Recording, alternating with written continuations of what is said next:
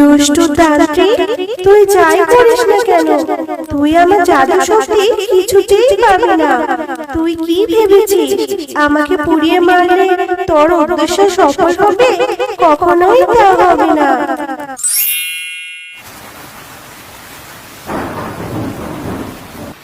মা, ও মা, আমার তো খুব ভয় করছে। বাইরে কি জোরে জোরে বিদ্যুৎ চমকাচ্ছে। এখন আমাদের কি হবে? আমরা এখন কি করব? হ্যাঁ রে মা, বৃষ্টির অবস্থা দেখে তো মনে হচ্ছে বন্যা হবে। তুই ভয় পাস না, আমি তো আছি তোর সাথে। এই কি বলছো মা? বন্যা হবে? মা, বন্যা হলে তো সব ডুবে যাবে, আর আমরাও ডুবে মারা যাব। না মা, এইসব কথা বলতে নেই। এখন চল বাইরে গিয়ে দাঁড়াই, না হলে এই ঘরের নিচে চাপা পড়ে মরে যাব। মা, তুমি এসব কি বলছো? এই বৃষ্টিতে বাইরে দাঁড়াবো কি করে? এইভাবে বৃষ্টিতে ভিজলে যে আমরা অসুস্থ হয়ে পড়ব। আর মা, তুমি দেখেছো বাইরে কি অবস্থা? তুমি কিছু একটা করো মা, কিছু একটা করো। মা রে, আমি কি করব বল? আমি যে অসহায়, আর ঘরটাও ঠিক করতে পারিনি। আর কিছুক্ষণ থাকলে যে এই ঘর ভেঙে আমাদের মাথার উপরেই পড়বে। এইভাবে ঘরের নিচে চাপা পড়ে মারা যাচ্ছে। চল আমরা বাইরে গিয়ে দাঁড়াই। এই বৃষ্টিতে না হয় বাইরে থাকতে একটু কষ্ট হবে, কিন্তু মরতে তো হবে না। ঠিক আছে মা, চলো। মা, ও মা, দেখো না কিভাবে বিদ্যুৎ চমকাচ্ছে। বাইরে থাকলে তো এই বিদ্যুৎ পড়ে আমরা মারা যাব। এর চেয়ে ভালো চলো আমরা গিয়ে কারো কাছে সাহায্য চাই। মা রে, এই দুনিয়াতে গরিবকে কেউ সাহায্য করে না মা।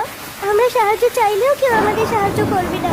কিন্তু তবুও তুই যখন বলছিস, তাহলে চল গিয়ে দেখি কেউ সাহায্য করে কিনা। মুন্নি ভাবি, ও মুন্নি ভাবি, কোথায় তুমি?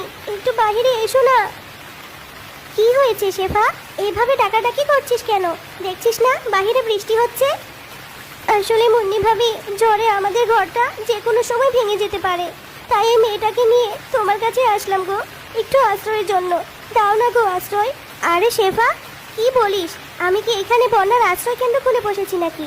আমি তোকে কোনো জায়গা দিতে পারবো না। এখন যা তো এখান থেকে, আর কোনো কথা বাড়াবি না। মা, মুন্নি কাকিমা তো আমাদের সাহায্য করলো না। চলো না মা, আমরা বাঘিনী মামির কাছে যাই। না রে মা, আর অপমানিত হওয়ার দরকার নেই। বাঘিনী মামি আমাদের সাহায্য করবে না। এই দুনিয়াতে গরিবের জন্য কেউ সাহায্য করে না রে মা, কেউ না।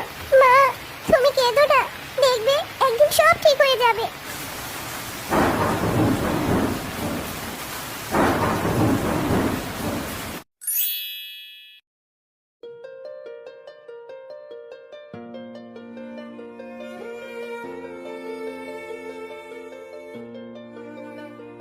মা, এবার তো বন্যা হয়ে গেছে। এখন তো আমাদের মরা ছাড়া আর কোনো উপায় নেই।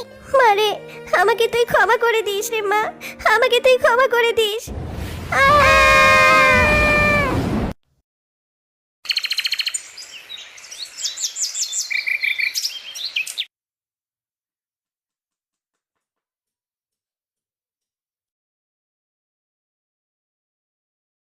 এই কি রে মিনা, আমরা এই কোন জায়গায় এলাম? আমরা তো জঙ্গলে ছিলাম, তাহলে এখানে এলাম কি করে? হয়তো আমরা কাল রাতের বড় ঢেউয়ে ভেসে ভেসে এইখানে চলে এসেছি। তবে দেখো এই জায়গাটা কত সুন্দর। এইরকম জায়গা তো আমি জীবনেও দেখিনি। হ্যাঁ রে মা, তুই ঠিকই বলেছিস। এখন চল দেখি এই দ্বীপে কোনো খাবার পাই কিনা। শয়তান পরি, আমি তোকে আগেই বলেছিলাম তোর সব জাদু শক্তি আমাকে দিয়ে দে, কিন্তু তুই শুনলি না। তাই এখন আমি তোকে পুড়িয়ে মারবো, আর তুই পুড়ে গেলে যে ছাই হবে, আমি সেই ছাই থেকে মহাশক্তি অর্জন করব। হা হা হা। দুষ্টু তান্ত্রিক, তুই যাই করিস না কেন, তুই আমার জাদু শক্তি কিছুতেই পাবি না। তুই কি ভেবেছিস আমাকে পুড়িয়ে মারলে তোর উদ্দেশ্য সফল হবে? কখনোই তা হবে না। আগুনে পুড়ে যাচ্ছিস, তাও তোর তেজ কমেনি তাই না? আগের বার তো তুই বেঁচে গেছিলি, কিন্তু এইবার আর তোকে কেউ বাঁচাতে পারবে না, কারণ এই নির্জন দ্বীপে কেই বা আসবে তোকে বাঁচাতে। শক্তি তো আমি অবশ্যই পাবো, কিন্তু আফসোস সেটা দেখার জন্য তুই আর বেঁচে থাকবি না। হা হা হা হা হা। আসবে আসবে, অবশ্যই আসবে। আল্লাহ চাইলে কেউ না কেউ এসে আমাকে অবশ্যই বাঁচাবে। তাহলে তুই সেই মিথ্যা আশা নিয়েই বসে থাক, আর আমি আমার কাজ করি। হা হা হা। মা মিনা, দেখ ওই দুষ্ট তান্ত্রিকটা পরীটাকে মেরে ফেলছে।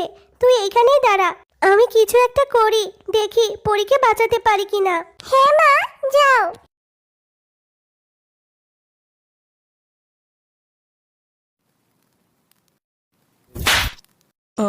মরে গেলাম, আমাকে বাঁচা, আমি আর কখনো এরকম করব না। তোমাদের অনেক অনেক ধন্যবাদ। তোমরা আমার জীবন বাঁচিয়ে কি বড় উপকার করেছো তা তোমরা নিজেও জানো না। তোমাদেরকে যতই ধন্যবাদ দিই না কেন অনেক কম হয়ে যাবে। আজ তোমরা আমাকে না বাঁচালে অনেক বড় অঘটন ঘটে যেত। কিন্তু তোমরা এই নির্জন দ্বীপে এলে কি করে?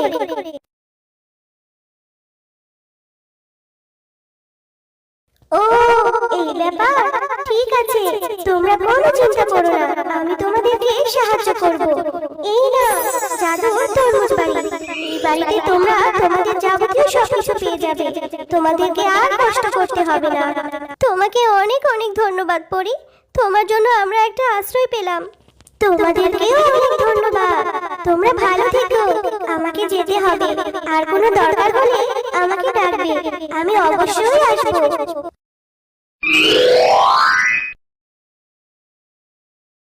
মা, মা, এখন তো মনে হচ্ছে আমাদের আর কোনো অভাব থাকবে না। আমরা এখন থেকে সুখে শান্তিতে দিন কাটাতে পারবো। হ্যাঁ রে মা, আল্লাহ এতদিনে আমাদের উপর মুখ তুলে তাকিয়ে। এই যে মহারানী, রান্নাটা হলো নাকি এখনো শুধু গুলতি নেড়েই চলছো? হ্যাঁ, আর একটু বাকি আছে মা, এক্ষুনি হয়ে যাবে। বাকি? এখনো বাকি? আমার মেয়েটা সেই কখন থেকে খিদে পেটে নিয়ে বসে আছে। হ্যাঁ রে, তুই তাড়াতাড়ি ঘুম থেকে উঠতে পারিস না? প্রতিদিনই তো মা তাড়াতাড়ি ঘুম থেকে উঠি। সেই ভোর 5টায় উঠে বাড়ির সকল কাজ করি। এত বড় সাহস আমার মুখের উপর কথা বলি? সাপের 5 পা দেখেছিস নাকি? হ্যাঁ, একদম কথা বলবি না। খাবার নিয়ে ঘরে আয়। শেফা হলো ছুটকির সৎ মা। ছুটকির বাবা মারা যাবার পর মিসকে শিয়ালকে বিয়ে করে এনেছিল, কিন্তু বেশ কিছুদিন আগে মিসকেও মারা গেছে। ছুটকিকে তার সৎ মায়ের অত্যাচার সহ্য করে দিন কাটাতে হতো। মা, এই যে তোমাদের খাবার, খেয়ে নাও তোমরা। এতক্ষণে মহারানীর আসার সময় হলো? বলি, খালি পেটে বেশিক্ষণ থাকলে যে আমার পেটে ব্যথা করে সেটা তোকে রোজ রোজ বলে দিতে হবে, তাই না? তোর মাথায় কি একটা কথাও থাকে না? হ্যাঁ মা, কাকে কি বলছো? ওর মুখের মতোই ওর মাথাটাও কুসকুসে, তাই তো ওর মাথায় কিছুই থাকে না। ঠিকই বলেছিস, মুখটা দেখতে কুচকুচে, কি বিশ্রী দেখতে। বাবা, ইয়াকথু, একটুও ভালো দেখাচ্ছে না। আমাকে মোটেও বিশ্রী দেখতে নয়। আমার মা বলতো আমাকে ওই আকাশে চাঁদের মতো দেখতে। হ্যাঁ, তাই তো, তোকে দেখতে ঠিক অমাবস্যা চাঁদের মতোই। মা বেঁচে নেই বলে আমাকে এসব কাজ করতে হচ্ছে মুখ বুজে। সমস্ত কাজ করার পরেও ওরা আমাকে কত কথা শোনায়। আর যদি আমার বাবা মা বেঁচে থাকতো তাহলে আমাকে এভাবে কথা শুনতে হতো না। আমার আর ভালো লাগে না। বাবা মা, তোমরা কেন আমাকে তোমাদের সাথে নিয়ে গেলে না?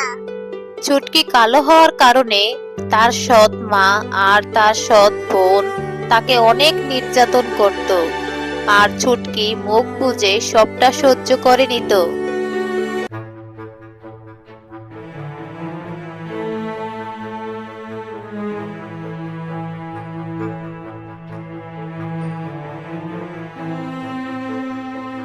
এই ছুটকিকে নিয়ে হয়েছে আমার যত জ্বালা। সম্পর্কে তো ও আমার বড় মেয়ে। প্রতিবেশীরা সবাই শুধু বলে আমি নাকি ওর উপর অত্যাচার করি। তা অত্যাচার করব না কি করব? হ্যাঁ, ও আমার সৎ মেয়ে, ওকে আমি কখনোই নিজের মেয়ের মতো দেখতে পারবো না। সুযোগ পেলেই ওকে আমি বাড়ি থেকে বের করে দিব। এরকম ভাবেই কিছুদিন কেটে যায়। একদিন ছুটকির হাত থেকে কিছু গরম জল শেফার গায়ে পড়ে যায়। ও মা গো, মেরে ফেললো গো! তুই আমাকে মারতে চাস তাই না? তুই তো খুব খারাপ হয়ে গেছিস। তোকে আমি আর আমার বাড়িতে রাখবো না ডাইনি। তুই আমাকে মারতে চাস তাই না? তোকে আমি আর আমার বাড়িতে রাখবো না। যা, এক্ষুনি বের হয়ে যা আমার বাড়ি থেকে। এরপর শেফালি শিয়ালিনী ছুটকিকে বাড়ি থেকে বের করে দেয়। এরপর অসহায় ছুটকি খালি হাতে বাড়ি থেকে বের হয়ে এসে একটি পুকুর পাড়ে এসে দাঁড়িয়ে কাঁদতে থাকে। আমি এখন কোথায় যাব? আমার তো যাওয়ার মতো কোনো জায়গা নেই। বাবা মা, তোমরা আমাকে রেখে কেন চলে গেলে? আল্লাহ, তুমি আমাকে আমার বাবা মায়ের কাছে নিয়ে যাও। আমি আর এই পৃথিবীতে থাকতে চাই না। আমি বাবা মায়ের কাছে যেতে চাই। এসব কথা বলে ছুটকি নদীর পাড়ে দাঁড়িয়ে কাঁদতে থাকে। আর তখনই সেখানে একটা পরী উপস্থিত হয়। কি হয়েছে ছুটকি? তুমি এভাবে এখানে দাঁড়িয়ে কান্না করছো কেন? কে তুমি? আর তুমি আমার নাম জানলে কি করে? আমি হলাম পরী, আমি সব জানি। এবার বলো, তুমি এভাবে দাঁড়িয়ে কান্না করছো কেন? এরপর ছুটকি পরীকে সব ঘটনা খুলে বলে। সব শুনে পরী বলে, তুমি কেঁদো না ছুটকি, এই নাও, আমি তোমাকে এই সাবানের পুকুরটা দিলাম। এই পুকুরে তুমি যে সাবানগুলো দেখতে পাচ্ছ, ওই সবগুলো জাদুর সাবান। এই সাবান দিয়ে তুমি গোসল করলে তুমি খুব সুন্দর হয়ে যাবে। এখন আমি আসি। এরপর পরী সেখান থেকে চলে যায়। আর ছুটকি সে পুকুর থেকে একটা সাবান নিয়ে তার গায়ে লাগাতেই সে অনেক সুন্দর হয়ে গেল।